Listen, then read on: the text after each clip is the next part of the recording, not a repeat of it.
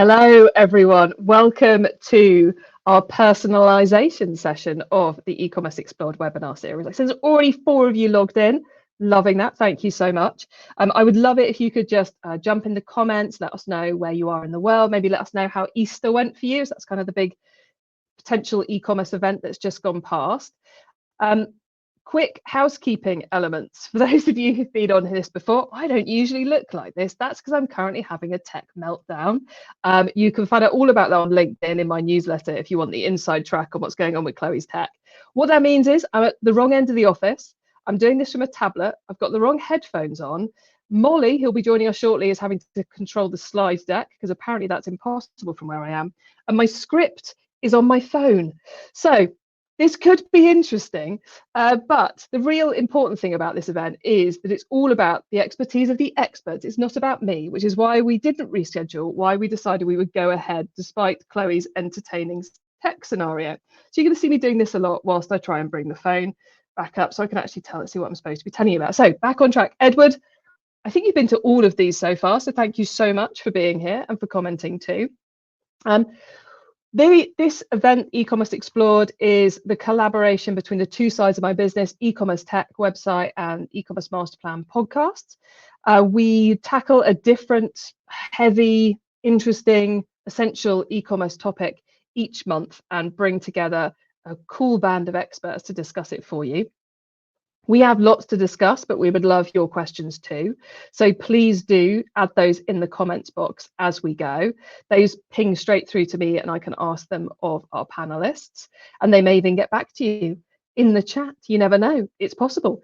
But ask those questions early rather than late, because the sooner you ask them, the more likely it is I'll be able to fit them into the flow of our session today. I also should say, a huge thank you to our event sponsors, eDesk, DoFinder and Penny Black, because they fund all of this and make it all happen. So brilliant to have 3 such awesome companies involved in this particular session. You can find out more of them somewhere on the page where you're watching. You'll find links to all of those brilliant companies. So why are we doing one on personalization?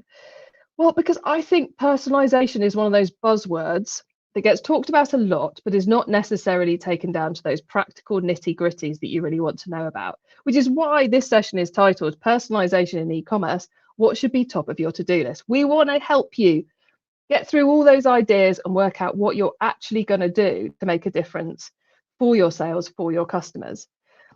We all know that customers respond well when we send them the right things at the right time and use the information we have about them in a good way.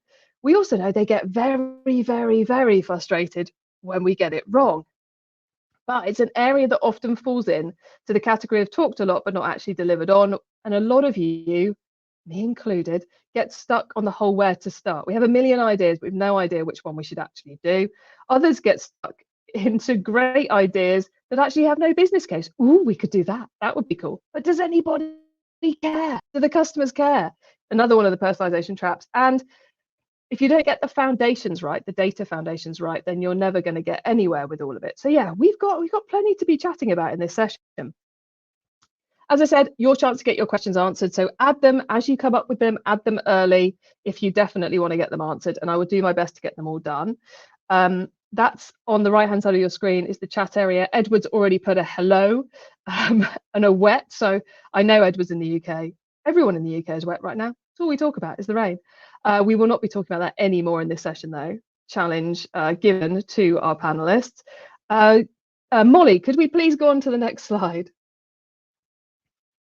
Lovely, thank you very much. So talking of the panelists, this is who's going to be joining me. We've got Sam Panzer from Talon One, Katie Bassett from Voyardo, and Molly from Penny Black, who's also one of our sponsors. And there's me hosting it all. And what I really, really love about this particular panel lineup is the diversity of approach, of expertise amongst our panelists. Sam is deep in the world of the promotional incentives engine side of all this. Katie is deep in the data, and dare we say it, AI, and how we bring all of that together and how we integrate it with all your marketing. And Molly is fundamentally all about the marketing, especially post-purchase. So we've got some really different angles, so do get your questions in if you want to hear from them. But I think that's more than enough of me. And as we know in rehearsal, on this system, it takes a little bit longer for me to get them up. So I'm going to talk slowly whilst I slowly add our panelists to the screen. And then once I've got them all up here and I've got rid of the slide deck, I will ask them each to, oh, hold on, something came up. It shouldn't have. Go away. Go away, you. Don't get rid of Molly. Okay, just nearly banned Molly from the presentation. That would have been bad, wouldn't it? Slightly embarrassing. Go away. Stop trying to get rid of Molly. I just want to get the slides off the screen. Right. I think, yes. Oh, man. That makes me feel so good. I realise that's really awful for you guys watching, but we got 4 people on the screen and I didn't ban anyone. Happy days. Right. Hopefully, I am not going to mention my tech issues again because I suspect everybody is bored of them by now and we're only 6 minutes in. Great to have you all here joining us. I would love to know, our audience would love to know a bit more about you, the company you work for, and how that relates to personalisation. So Katie, I'll start with you and then we will go clockwise around the room. So Katie, please let us know a bit more about yourself and Voyado. Absolutely. Thank you so much, Chloe. It's a pleasure to be here. My name is Katie. I work for Voyado. We're a Swedish tech company. We specialize in marketing automation and also online search, merch, and recommendations. So we have 2 products, really the customer experience. When we say data, it's understanding around how can we build up beautiful campaigns and really travel through the customer throughout the end journey as well. So pleasure to be here and amongst the other 2 panelists as well. It's great to have this discussion. It certainly is. Molly, you're up next. Yeah, hello everyone, I'm Molly. I manage the marketing at Penny Black. Penny Black is allowing what was previously impossible and making it possible, which is allowing brands to bring personalization into print media and print marketing. That's added into the customer's unboxing experience, allowing them to convert, re-engage with the brand and bring them back as a kind of a retention piece and drive up customer lifetime value. I've got experience working for like loyalty platforms as well. So I have a lot to say about how personalization improves customer loyalty, retention, customer experience, and all those lovely things. Hey everybody, Sam with Town One. I'm Director of Industry Strategy here at Town One. So basically we're a technology business. We are the back-end incentives engine to get personalized promotions and loyalty incentives out, work with brands like Sephora, Adidas, Ticketmaster, a bunch of the Boohoo Group brands as well. But my practice within the business is really how do you do better targeted incentives and kind of build frameworks with customers to get the right incentive to get the customer to do what you want them to do. I have a rabid hatred for bad 20% site-wide discount. So I think a lot of it what I'm here to talk about is kind of how do we do, use personalization to achieve some good business outcomes and to put something meaningful in front of the customer. I think that's a rabid hatred we can all agree to. Brilliant. Thank you all for those great introductions. Let's get that slide deck back up because those of you who come to these events before, you will know I like to pose my panelists rather. Molly, next slide, please, my dear. I like to pose my panelists some statements, some complete the sentences to get us started and get us in the groove. And the first one I want to give them today is the only objective for a personalization strategy is to improve customer experience. So who fancies attacking this one? Any volunteers? Molly, sorry, Katie, you just smiled. Yeah. So I'm coming to you. Cool. I think it's, in tandem, right? Personalization is improving the customer experience. But before that, you have the foundations that you really need to get right. And I think the first fundamental for me would be data and actually understanding how you can consolidate that data and capture it. You know, the future of commerce is identification.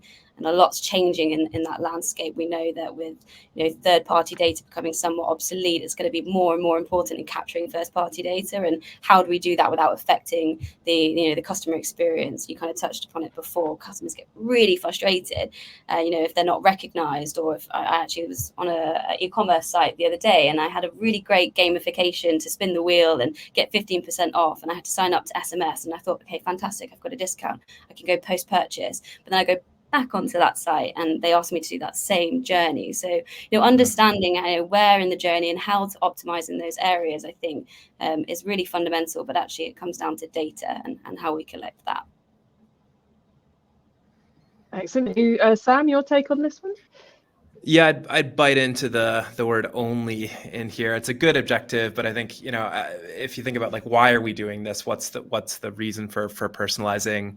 I do think there's lots of avenues to go down in personalization where you can build a really compelling business case for how this is like financially good for the business. I think that there's always this like tug of war in the personalization world of like, is this a really just focused on like personal emotional recognition and all those kinds of warm fuzzies, and that's great. Maybe part of my mission here is to be like the ruthlessly soulless like financial business case voice here, because I mean, if you think about like how much marketing goes out that just doesn't land because it's unpersonalized, there's so much waste.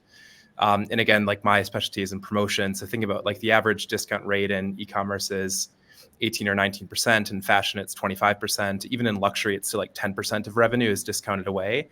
And a lot of that is because it's going out to everywhere, and it's going out to people who don't need it, who are going to purchase without it. So I think where I start a lot of my practice is how do we look for those, really kind of just how are we going to save discount spend for the business? And the way that you do that better is like taking a specific customer outcome, a specific business outcome, and then linking those together with a good promotional mechanism, but kind of finding like a more efficient way to do that, other than just saying, hey, revenue it's a low revenue week or it's a sale week, so let's do 30 or 40% site wide or something, which you'll get a bump, but very likely the bump in revenue won't be enough to offset the margin burn that you'll see as a result of that. So only objective, no, good one, but there's more to the story. Yeah, I love it. So we've got. Yeah. Go on, Molly. So, after you. I was going to say I'd bounce off that completely. For me, I was really contesting that only piece. Like for me, it's, are you going to generate more revenue by doing this personalization tactic? Is it going to drive repeat business? Is it actually going to resonate with the customer base?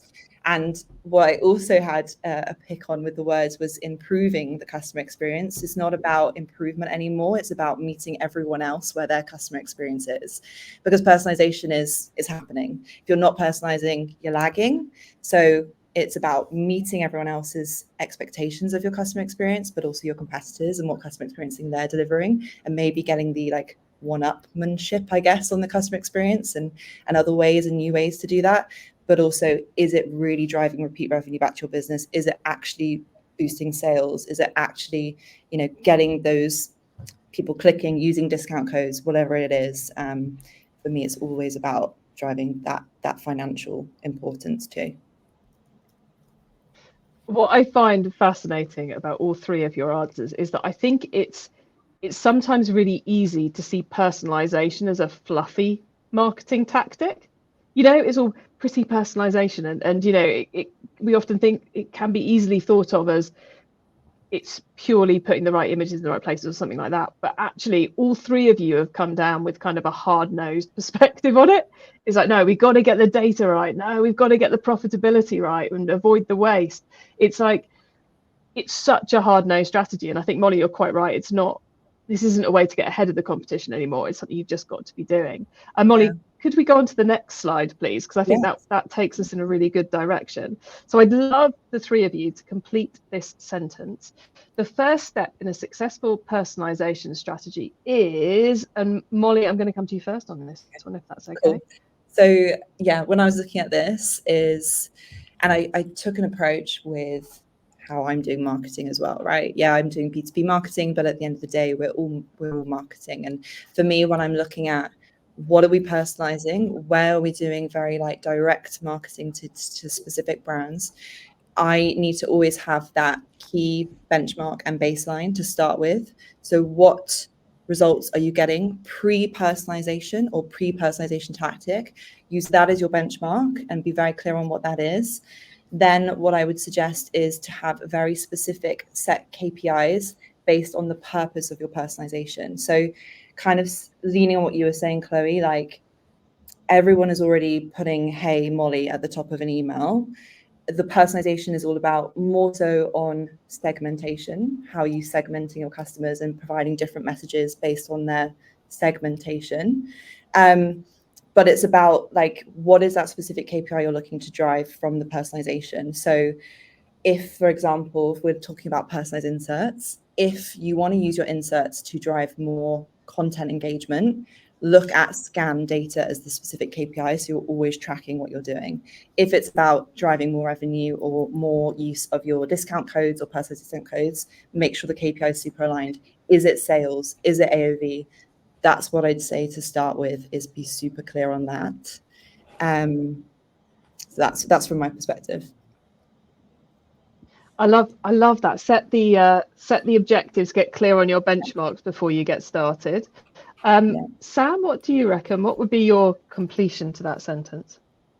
Yeah, I think I'd say like a data audit and a data wish list. So understand like, what data do you have on hand today that could be useful in your personalization, and is that meaningful? Like, you know, I mean, there's some data that is helpful and there's some data that's not. And then on the wish list side, like, are there things that if you could just reach into every customer's brain and grab a piece of data, like what could you do with that, and kind of start some brainstorming there? It's different for every industry. Like beauty tends to be really good like especially if you can get the first party data about like what have they ordered, what have they looked at, those kinds of things. But I'll see a lot of good work in beauty, in nutrition, grocery with zero party data of like just asking customers directly for lifestyle preferences or beauty routines. We do some good stuff with Sephora here where it's kind of, it's gamified data collection, rewarding customers for completing like a beauty routine quiz or coming in store and doing this like funky shade matching scan. So they know like exactly what your shade is in 5 different points in your face. Because you can do magical things with that in beauty. You know, you can obviously like only send you products that we have in stock in your tone and not waste calories of sending you stuff that isn't in your tone. So that's different from business to business. I think in others, like the wish list is going to be much shorter. Like there's just not much you can do with asking customers for data, or the adoption will be too low, and that's fine. Like it's not for everybody. But I do kind of like start with like, the data wish list of what could you know and what would you do with that, and then kind of model out, if we knew that for 10 or 20% of our customers, how much lift might we be able to get if we put that to use. Cool. Just before we come to Katie on that, because I'm going to guess she has an interesting perspective on our data prep here. Not to put words in your mouth, Katie, and you're welcome to come back with something different. But I just like to say, you guys are all posing. I've got like a massive list of questions based on what you guys are answering so far. So we're definitely making it the full hour. But we've also had a brilliant question come in from Dan. I'm sure we will get onto that before the end. Anyone else watching, if you want to make sure you get your questions answered live, now would be a great time to be adding it in, or of course add it later as it crops up. Panelists, do have a scan of Dan's question because it's quite long and complicated if you get a chance before we get to it, just as a little tip. Katie, so your take on this, are you going to go data? You're going to take a similar take to Sam, or are you going to go somewhere completely different for us? Yeah, I think you completely read my mind. I think data definitely when it comes to the first step, but when you look at personalization and that customer journey, it can be somewhat of a double-edged sword. Like customers expect a really personalized and improved journey, but I don't want to give up my data. So actually acquisition becomes super important. Thinking of things like gamification, on-site messaging. On-site messaging would be great for even actually optimizing the journey post-purchase as well, so we can keep up with consents and actually make sure that we've got the relevant contact base of customers. So I think for me it does come down to data especially, but then also across channels. You look at TikTok, that didn't exist 5 years ago, and now we're completely omni, where we've got so many channels that we need to be in front of the customer wherever they are. So I think it can be a real headache for retailers, particularly when you look at like a brand particularly. But I think as a customer, my headache is I want a seamless experience. I want to be able to buy online, pick up in store. I want to be able to return products and not get marketed the ones I've returned. It's really understanding fundamentally, especially when Voyada we look at working with retailers, how that customer journey should look. And it's different to each retailer, of course. But I think data is kind of the first step for us at Voyada. Yeah, what's the phrase for data? It's I want to swear, but I'm not trying not to swear. Put bad stuff in, get bad stuff out. That's what I'm trying to say. You could all insert your own swear word in Chloe's sentence there. Okay, Molly, can we go on to the next slide, please? It's quite cool, this. I like this, telling someone else to change your slides for me. So I think this, for those of you watching here going, oh my God, that's so much they've just told me to do first. I think this might help you out on that. Because as I mentioned in the intro, and as we've already experienced, there's 1,000,001 things you could do to improve the personalization on your site. And it's very easy to create like the amazing whiteboard of crazy email and SMS flows that then implement in your other channels and to come up with some amazingly cool ideas, but that make absolutely no difference to the customer experience and customer sales. So my perspective, and this is a sentence I really stand by, is that the most important thing to do is work out where your personalization efforts can have the most impact before we start. And this kind of comes back to Molly, your point at the beginning about kicking off with benchmarking yourself and your KPIs, it feels to me. What do you think? Yeah, agree. Like every action you're taking for personalization, first of all, a lot of us are strapped for time, right? So everything needs to drive towards those large KPIs. But also what I would recommend here is think about how it's going to connect with the rest of your tech stack and what you're already doing and the channels you're already working on. So yeah, you're probably already doing email marketing. What are you using email marketing for? Is it to increase like reviews? Okay, well, what other mediums or ways can I use personalization to increase reviews? Okay, then you have a very clear, I don't know, center point to then work all your ideas for all these personalizations into. If it's not feeding those like core KPIs, I would say kind of not ditch it, but be more selective or scrutinize it a little bit more. And is it really driving result? Like, is it really going to drive results? Is, I don't know, putting on an email, hey, I saw you walked past Oxford Street because you've got a weird tracking technology on them. Is that actually going to drive them to shop with you again? I don't think so. But, you know, is something like, I don't know, asking them for their feedback on a product and really showing that you care about their thoughts and feelings about the product. That might be more something that's going to drive them to make another purchase. I also wanted to shout here, which is a bit contradicting of what I've said, but it's kind of what I was saying at the start. Everyone is personalizing to a certain degree. So you have to, effort versus impact is a huge thing. So what new things can you do that is low effort, but is going to drive impact, is also something that every marketer is trying to work out. But yeah, I mean, I don't really have the answer to that. Out myself, but yeah, it's low impact. Is it driving towards your KPIs? Low effort, sorry. Is it driving towards your KPIs? Is it really driving sales? I think. Is that clear? Katie, your take? That is. I thought that was very clear. Katie. Good. Super clear. And I think I would add to that is testing as well. It's your point there in terms of sometimes it's right in front of us. I mean, it is hard, and personalization, yes, can be a buzzword, but being able to test and make small iterations and understand where we can improve. We work with Beyond Borg, one of our retailers, who actually made a really small iteration on their e-commerce site where they actually began to capture data post-purchase. And they saw a 47% increase in uplift in terms of signups, just by making that small change. And I think earlier to that point of that gamification, if you're getting very early on in the journey bombarded with pop-ups and promotions, really depends on the brand, but that can often be a point of friction. So I think sometimes it's optimizing what we have in front of us. And I guess we'll probably come on to like the whole AI conversation as well. I think there is a huge buzzword around AI. I think the main thing to always remember is to remain authentic to your brand and actually understand your customers, and actually seeing what we can do with the tools that we have in front of us to make those small iterations is a great place to start.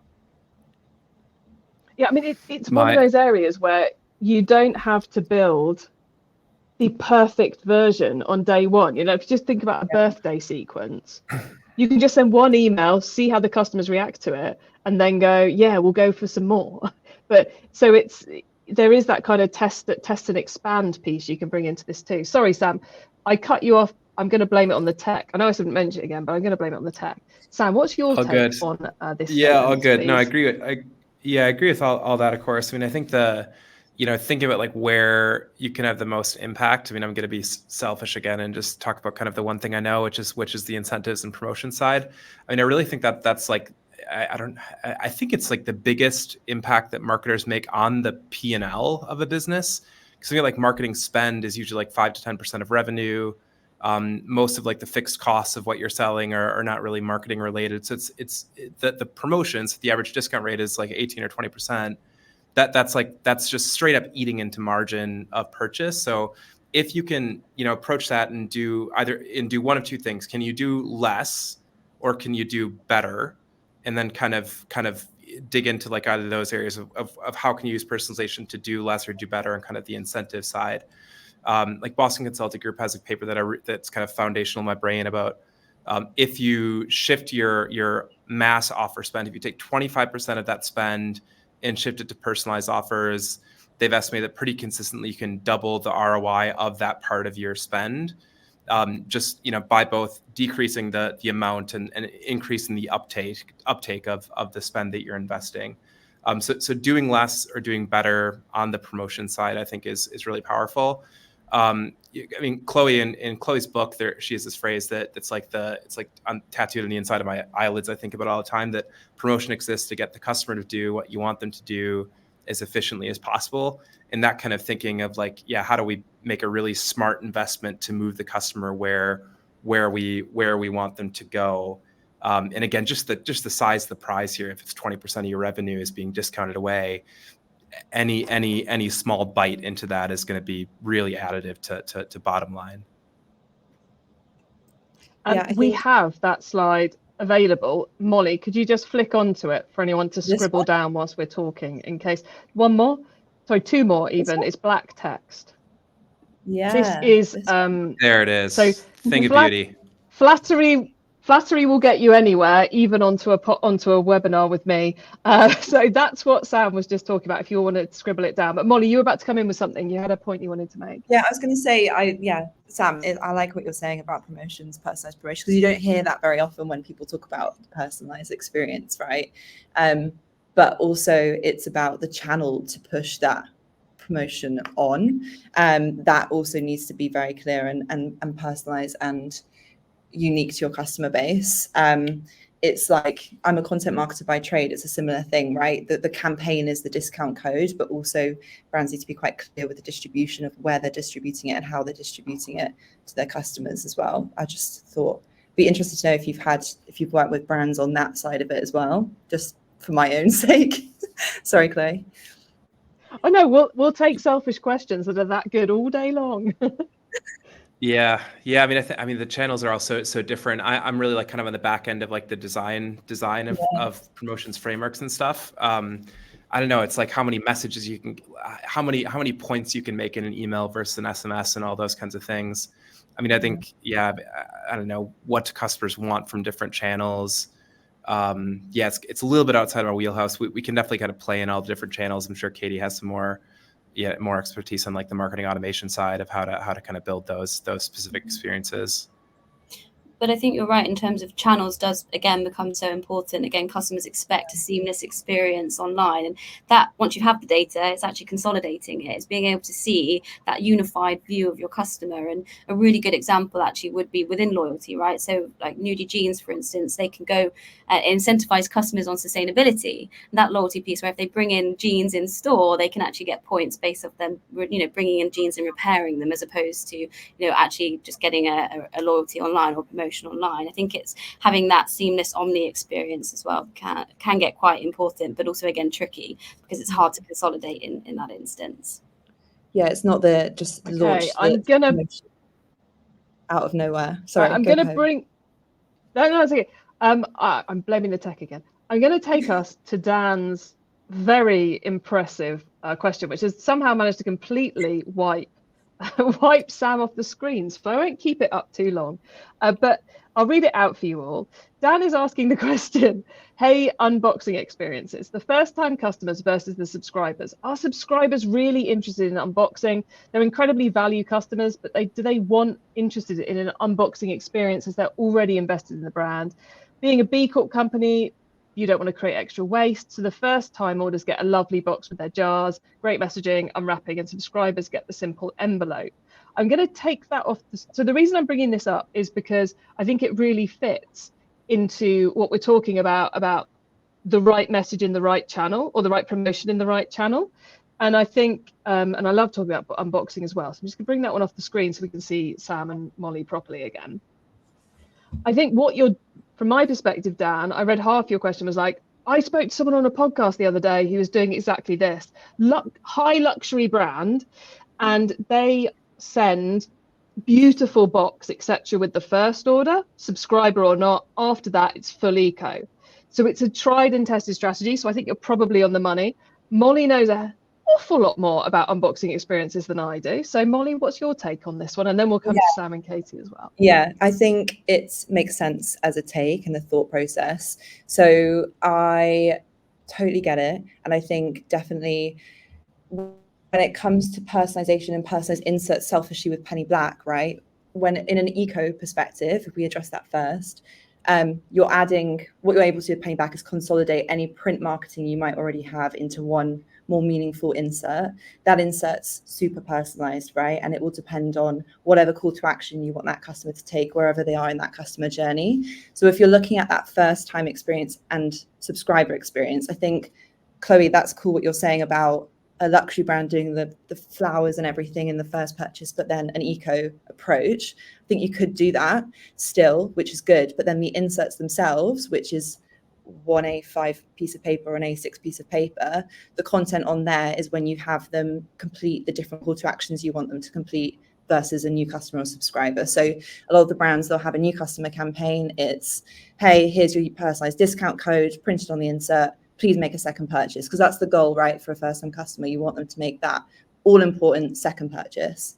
For their subscribers, they have a completely different experience, because the insert can be, you can have a different insert running concurrently, like however many purchases they've made. So if it's a subscriber who's had their first subscription order, that insert might ask them to leave a review of the product.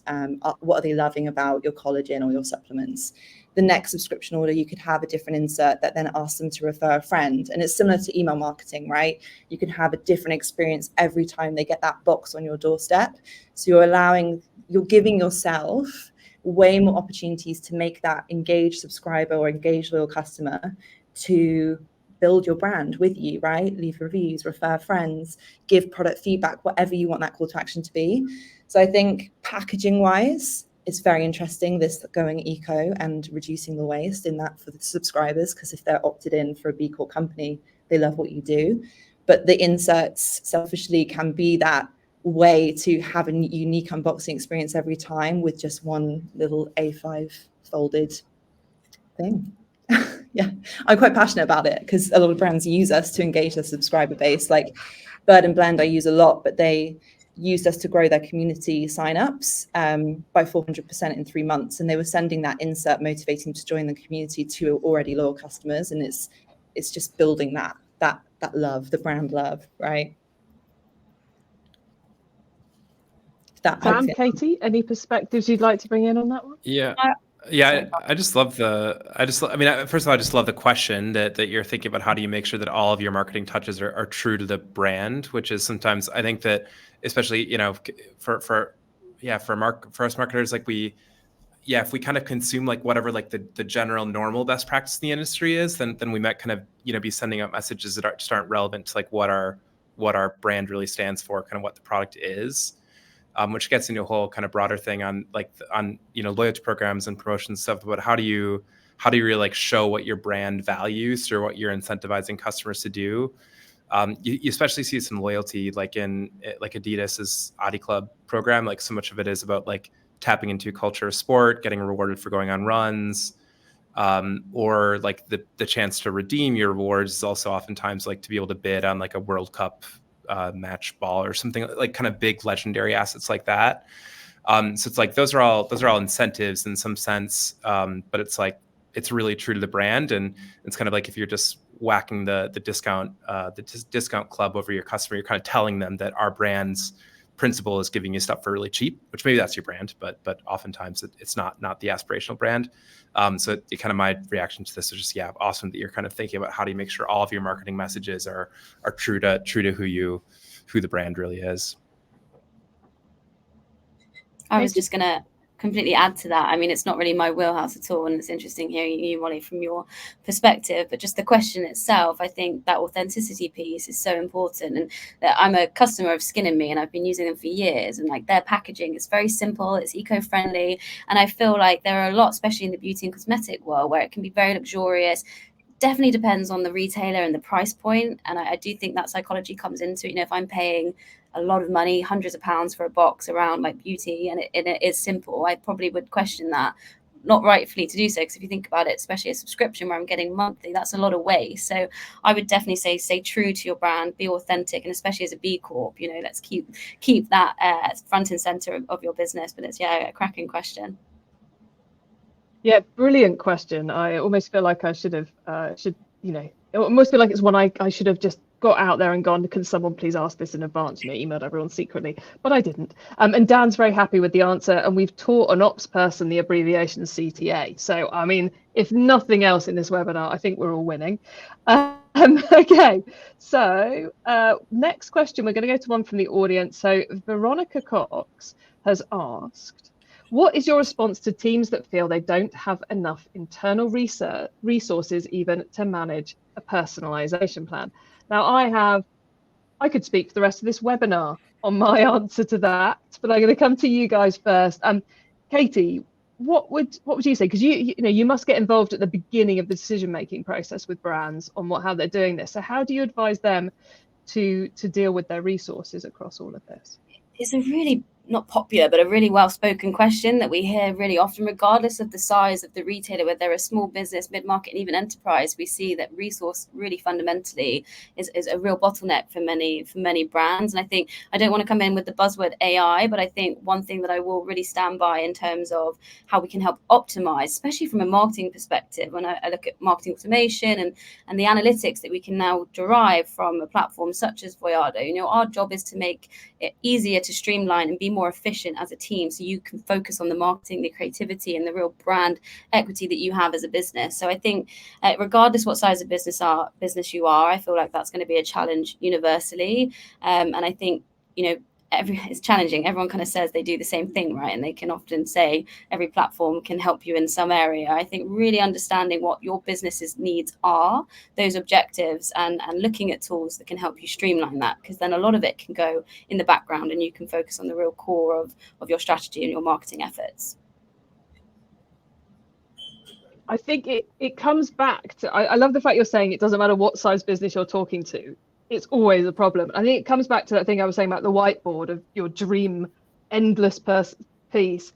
It's all about trying to work out actually what you should do. And sometimes having more resources is more of a problem than not, because actually you end up doing stuff you shouldn't be doing. Sam, I feel like this comes back to the point you're brilliantly making around profit, people, profit. Yeah, right. Would you say so? Yeah. I mean, first of all, just to echo what Katie was saying too, like we work mostly with enterprises. We definitely see this even in organizations that would look from the outside like they're spoiled for resources. We commissioned some research late last year where we were asking just questions about personalization. And one of the questions was what is holding you back? And the number one response was resources, and the smallest revenue respondent was 100 million annually. So those are like large organizations, and they're still saying that that's the number one thing. Number two is privacy concerns, if you're curious. So I mean, one path to it is like, can you find like a test case that you can just glue together with Excel and figure out like a way, like is that gonna move the needle enough? And then can you then decide, okay, we need to invest in some tooling, an agency, whatever that might be, but start with kind of like a scrappy test case and see does it move the needle, and then you can maybe at least have some additional firepower to go to your leadership and ask for more resource. But that's where I'd start, and just commiserate that you're not alone. Molly, your take on this, please? My take would be I'm in the same boat. Yeah, start small. Try, like one test, like Chloe said, try that birthday email. What does it do? What does it get you? Does it have a uptick in helping you towards those key KPIs for your business? Test. Yeah, I would say give it a go, start small, and then you can always build up from there ultimately. These guys are your best experts on those though. Cool. I want to come to, because I'm intrigued by the answer to this one. So multi-nipple, I hope I've said that right, apologies if not, has asked, is personalization due to its unspecific nature even a term that you bother using in sales calls with your prospects? I want quick, essentially one word answers from each of you. We'll go do this as a little poll, yes or no, just because I'm interested. And then I think we might dive a little bit deeper into the AI and data side of all this. Katie, yes, no? I'm going to say, because I can say one answer, no, and we can leave it there and maybe come back to it, but I'd say no initially. Cool. Molly? Yes. Yes. Cool. Yes, for Sam? me as well. Yes. Yeah. Cool. We split the room as I thought we would, and I have this thing about there being pointless words in our industry. One of which is e-commerce, one of which is headless, one of which is personalization, but which is so well used by everyone that you have to use them. I say e-commerce is a pointless word, and most of my businesses have the word e-commerce in the name. I will say I am definitely all over this one. Okay, I said we were going to go and dive into the AI piece because frequently in these e-commerce explored webinars, we don't actually end up talking about AI because it's not actually useful for what we're talking about. And I think personalization is 100% not in that bag. It's an area where AI should be super critical. Katie, you're obviously doing an awful lot of it with brands. Are you seeing it delivering more time-saving results or more on the financial impact results? Where's it delivering for people? I would 100% say the efficiency. So, the automation, especially marketing automation piece, we can see a great uplift when we can begin to automate those flows, have deeper segmentation. I wouldn't necessarily say it's of course a buzzword, right? But I would say AI, everyone's saying they can do it. Everyone's talking about it. It's really difficult to cut through the noise. So, understanding what your objectives are first and how can a tool such as Voyado or anyone in the space really help you kind of utilize that and actually achieve those goals. But yeah, it's a buzzword for sure. Sam, Molly, either of you finding AI is ever increasingly involved in what you're doing in this space at the moment? Sam, you just unmuted, so we'll come to you first. Yeah, I mean, like for us as a technology business, we use AI in our product in a couple different ways. I mean, the main use case for us is actually just how do we make the process to create and manage campaigns easier. So kind of more AI for the marketer, just like quality of life and being able to do more with less resource. So that's like where we've spent most of our time working with AI. Obviously, like everything else, it's kind of important to look at your tech stack in your data sources and think, where do we, AI has that data vulgar thing of crap in, crap out, where like the data needs to be good. So it's kind of like, where's your best source of truth to actually like look at the data and do things with it. So like on customer side, it's usually in a CDP or a CRM. On marketing automation side, it's like, yeah, what's going on in the channel and like how do we kind of set up automated testing to change things and choose the best result. But like on the, we integrate with a lot of CDPs, for example, so whatever like the hyper segmentation, the AI ML models that can look at all of your customers and think, okay, these are customers that are likely to make a similar decision or react to things in a similar way, in a way that humans wouldn't, because we would look at like the obvious data and not kind of how the different data sets like connect. So I don't know. I mean, I always think really carefully, like where's your valid data, and then what do you do with that data in the appropriate sources? You're going to hear a lot of vendors this year obviously tell you that they're an AI solution and have AI interwoven in every part of your product. It's just there's just going to be a lot of fluff and nonsense out in the market. So be wary of that and really think, does this vendor, just part of my tech stack, have the right data to even do anything with? And then exactly what are they doing with it? And then how is that going to create value for you as the marketer? Yeah. Value. Talking of Yeah, which, right. I want to go deep into a super practical question, unless, Molly, you wanted to add anything on the AI front before we go super practical. I think you've got the experts here chatting about it. Feel free to move on. Cool, that's cool. So the headline of this event is personalization, what should be on your to-do list? And we haven't kind of gone super specific. So what I want to ask each of you is there, we talked about how to get started and key things to do and lots of advice on making it successful, but is there one specific campaign that you've seen? It could be a loyalty campaign, it could be a type of trigger, it could be a type of offer, it could be quizzes, it could, which bit of everything that could be described as personalization do you think is an utter no-brainer to at the very least test, if not deploy, in an e-commerce business in 2024? I realize that's a massive question. So I might come to Molly first, because I'm gonna guess it's going to be something post-purchase. So I suspect it might be a bit easier for Molly. Yeah, well, Molly's looking ready. So we'll come to Molly first, give Sam and Katie a chance to kind of filter down through all those ideas.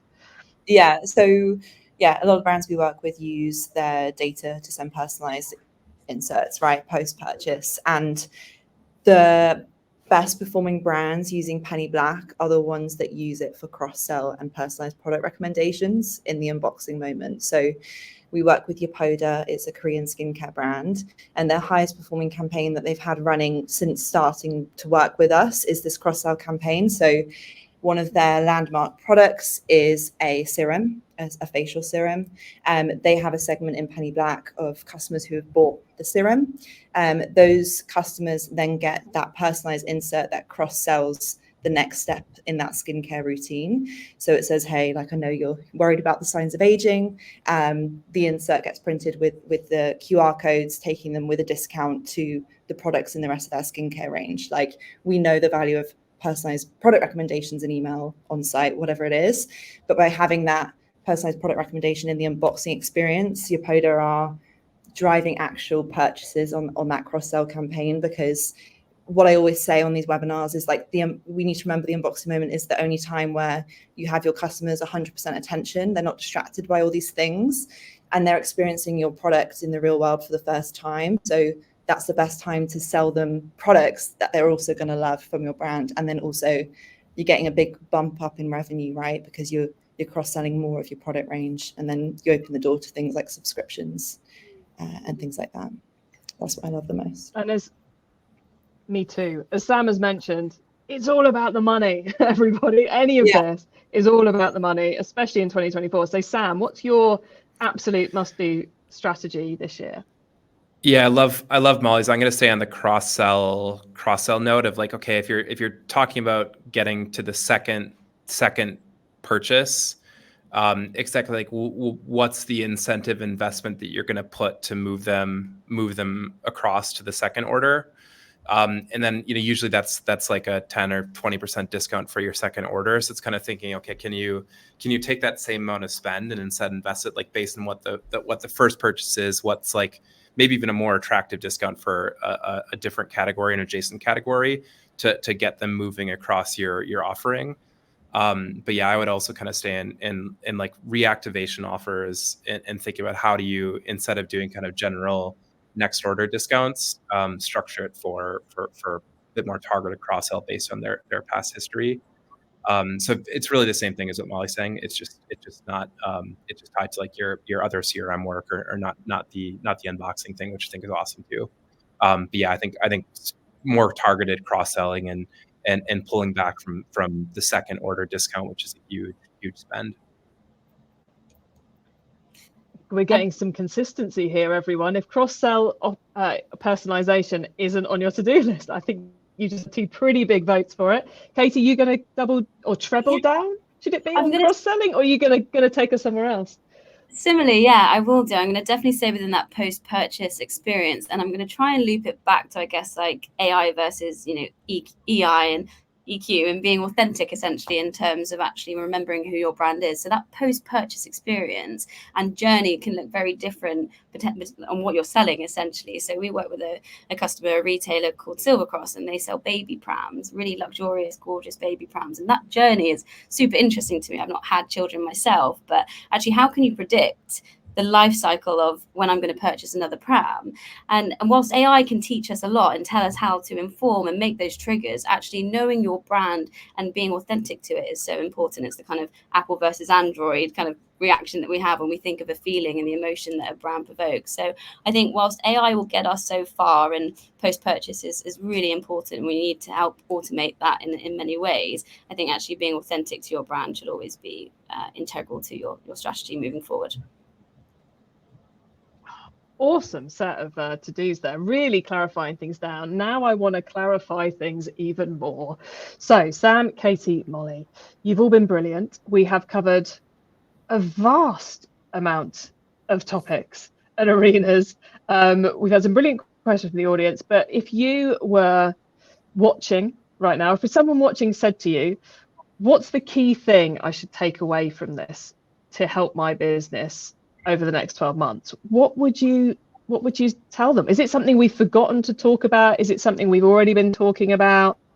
What would be the key thing they should be doing as a result of this? Katie, Sam, you're both looking very thoughtful. So I'm going to come to Molly first again on this one. I would say, remember, everyone is personalizing. It's an expectation of your customers. So as a brand, what you need to do is look at low effort, high impact ways to stand out using your data and your personalization tactics. That's what I would say. Love it. I think that's such a cool thing. Sorry, Sam, go for it. No, I was going to say, yeah, I mean, just to give my 2 cents. I mean, I think for me, it's follow the money and think about kind of where are you making the biggest impact on your firm's financial health, and then just ask, can personalization help improve that? And use personalization as like kind of a tool to improve wherever the money's going or wherever the money's coming from or whatever. But start there again, kind of being the brass tacks business case kind of guy. I'd say, yeah, start with the business case, and that starts with kind of finding where there's a lucrative dent to make in your machine. Completely agree. I would say put yourself in the eyes of the consumer. It's a double-edged sword. As a consumer, I want a personalized experience, but also third-party data is actually becoming obsolete. So how can a retailer really get that first-party data in a frictionless way? And how can you make that seamless across channels? So really put yourself in the shoes of your customer and how they go through that journey with you. I don't think we could sum that up any better myself. Molly's saying, do it because you're falling behind if you're not. Fundamentally true. Sam's saying, base your decisions on the P&L, the profit and loss, the performance, your objectives, and what you're actually trying to achieve. It's the only, guys, all of you watching, that's the only way you are going to manage to cut through all the many options you've got and actually work on the right things, because it's incredibly easy to be busy doing personalization and achieve absolutely nothing. So love that. And then Katie, it's like the voice of the consumer. If it doesn't resonate with the consumer and doesn't lead to them feeling a better connection with your customer, then what are you doing? So Sam, Molly, Katie, thank you so much. You have been absolutely brilliant. Really appreciate having you here. I'm going to forget how to add. Here we go. How to add the slide deck. Molly, could you go on a slide, please? That would be great. Thank you all for tuning in. Oh, back one. Oh no, it's not back one, is it? I've forgotten what my slides are because they're not in front of me. Yeah, we'll go with that one. We'll go with that one now. Thank you all for being here and watching, for adding your comments and your questions in the side, in the comments area for you. Thank you to Dennis and to Randy for both saying how much they've loved this session. Really appreciate it. Those of you watching on replay, we love you too. That's totally cool. Please, I hope you've enjoyed it as much as those live have. And A huge thank you, of course, to our sponsors for this session, eDesk, Do Find It, and Penny Black. Their details are on the screen where you're watching, so please do check them out because they're all awesome companies and awesome people behind them too. Attendees, you will get an email either tomorrow or later today with the replay. So we have covered a lot in this. If you feel like you need to, where all of you watch it together and then you take the notes and you take actions, it's a lot if you're the boss, it's an awful lot easier than writing everyone's to-do list yourself. Get them to come up with a to-do list. Team building all the way there, good thing to do on Friday. And you will also get in that email, if you come through to the replay, we'll have links to things we've mentioned, etc. And we will have a link to, in that email, the next one we're doing. Next time, we are going to be tackling customer services. Is it all about ops? Is it essential for e-commerce sales growth? Hint, it is essential for e-commerce sales growth. And we'll be talking about how you can use your customer services to help with your sales growth. So that's next time, 15th of May, 4 p.m. London, 11 a.m. New York. Replay, of course, will be available. You can sign up for that now at, it's here somewhere. Here we go. web2.ecommerceexplored.com, now on your screen. Unfortunately, blanking out Sam, so I won't leave it up for too long. But that is also going to be available in that email you get later today or tomorrow. So make sure you sign up for the next one because we love helping you guys. We love it when you love it, and I always have fun hanging out with these brilliant experts. So if you don't keep signing up, I don't get to keep doing this. So please do sign up for the next one. And miraculously, we've made it through despite my held together with sticky tape, distracted by the rooks, by the jackdaws rather, outside the window, IT setup. We made it to the end. Thank you everyone for watching. Thank you for all the people who are watching the replay. Thank you panelists. Thank you sponsors. It's been a brilliant one. Have a brilliant rest of the day. Bye everybody.